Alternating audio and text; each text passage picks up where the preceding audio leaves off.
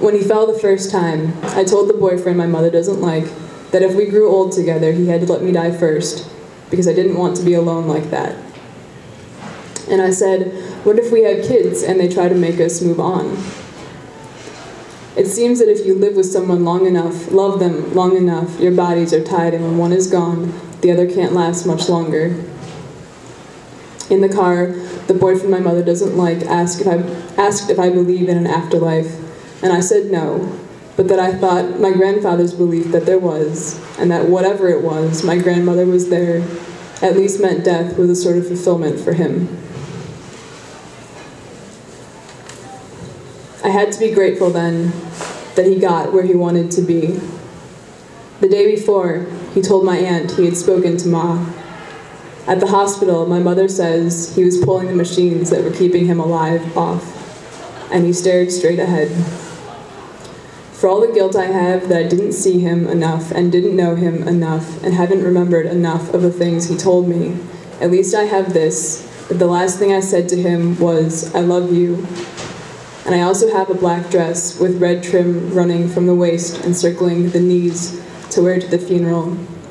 And I have Gregorian chant on an old LP.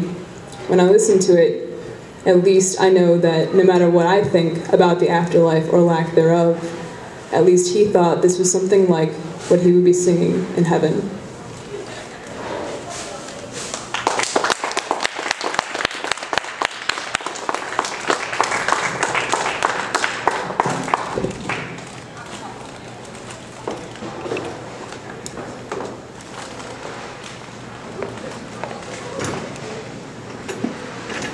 And next up we have Mike, who is doing Bad Poetry, Oh Noetry. Yeah, round of applause.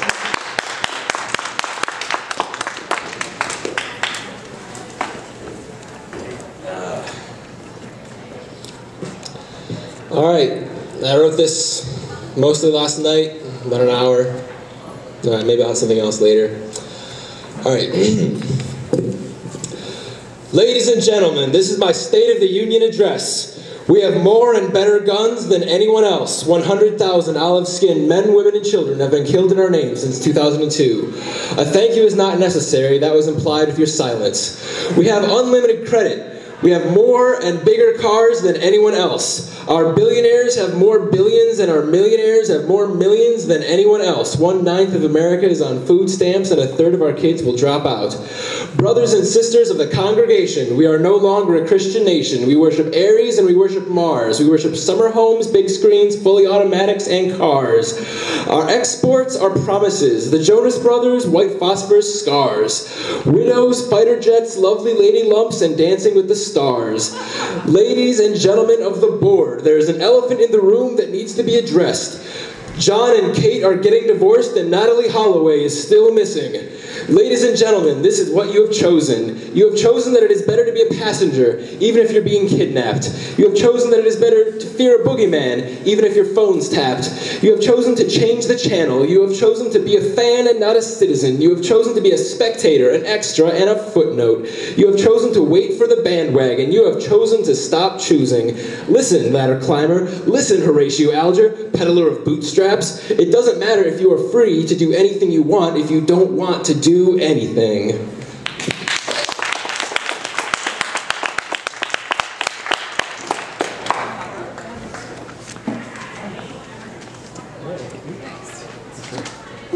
Is it right?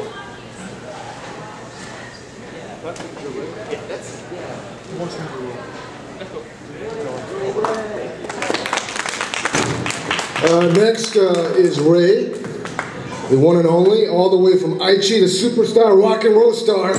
He just came just for this, okay? So, round of applause for Ray.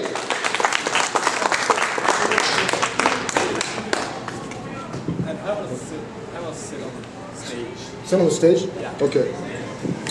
So he's gonna get a chair for the stage. Sit on. I'll sit right here? Yeah. Okay. All right.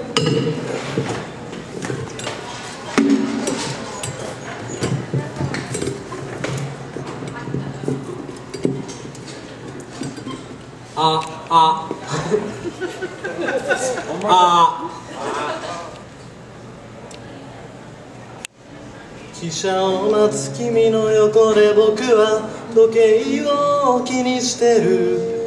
季節外れの雪が降ってる。東京で見る雪はこれが最後ねと寂しそうに君がつぶやく。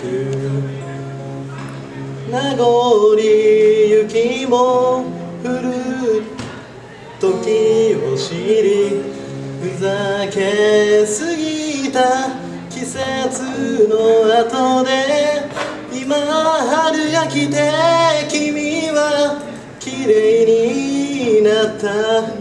去年よりずっと綺麗になった。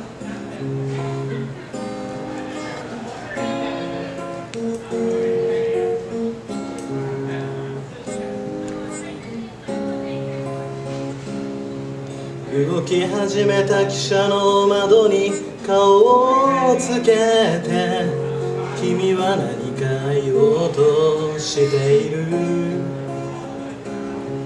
君の唇がさよならと動くことが怖くて下を向いてた。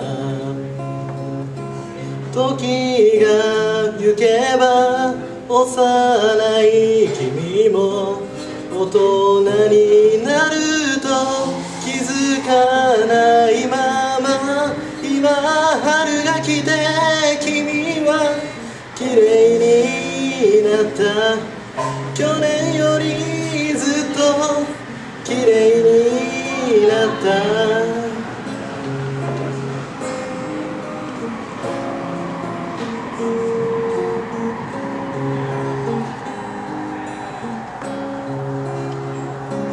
君が去ったホームに残り落ちては溶ける雪を見ていた。今春が来て君は綺麗になった。去年よりずっと綺麗になった。